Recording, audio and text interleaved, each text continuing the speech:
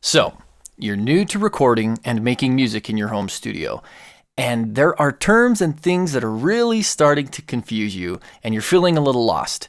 Hey everybody, my name's Jeff, and welcome to Ignite Music Project. And today I want to talk to you about two things that were really confusing to me when I was first starting out: mixing and mastering. Mixing versus mastering, and what is the difference? Two separate processes that when combined together produce a final or finished product. First, let's start with mixing. What is mixing? Well, after you've recorded all of your tracks and you have them laid out in a project like you see here, mixing is the process to where you take all these individual elements, the guitar, the banjo, the vocal, the strings, the bass, the drums.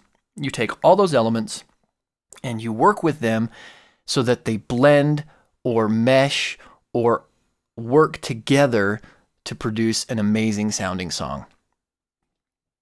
There are a lot of different techniques.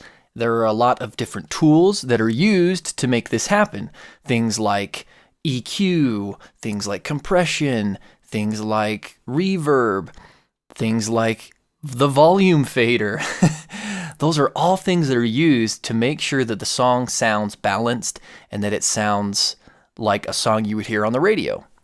So once that is done, once the mixing process is done, where you've set the right levels, the vocals are just sitting in the right spot where they're not too loud, they're not too quiet, that bass guitar has a great low end without being overpowering, that kick drum is hitting hard, you can feel it, you can hear it, and it's not overpowering the mix.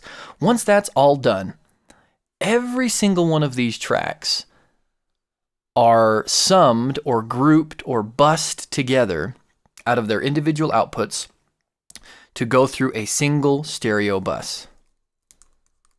This is known as your stereo output or your master fader. So for example, all of these tracks here, all of these tracks are bussed together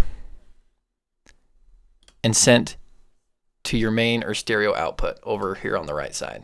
This is the process of mixing. When you're done with mixing and everything is summed together and put through a stereo bus, you are left with a stereo file, a WAV file, an MP3 file, something that you can listen to. These are the kind of files that you put on your computer, put on your iPhone, your media, your MP3 player, and that's what you hear. There's a left channel, there's a right channel, and when they're brought together, you have a song. But the process doesn't stop there. In the professional world and in the music industry, that's only a step of the process.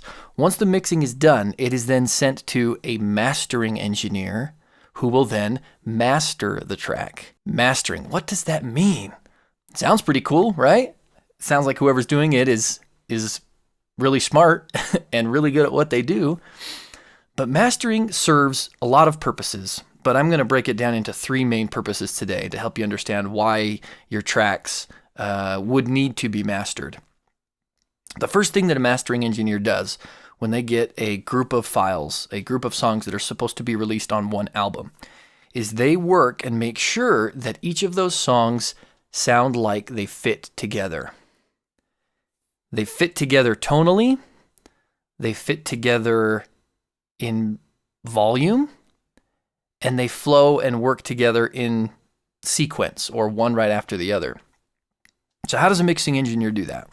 Well, first of all, an EQ is a powerful tool for a mixing engineer. He uses EQ to make sure that one song doesn't have too much low end compared to the other, and that one song is not too thin when compared to the other. He uses EQ to tonally balance across all of the tracks to make sure that they fit and work together. Then, another important element of what a mastering engineer does through processing and through other things is to make sure that your songs or that the songs he receives sound good on all kinds of speakers, right? Everything from your iPhone earbuds to your iPad speaker to your car stereo to your big home theater system with a big subwoofer. All those things are vastly different, widely different in the types of sounds that they can reproduce. And a mastering engineer will help to make sure that it sounds the same from speaker system to speaker system. And again, that's done with the tools at his disposal.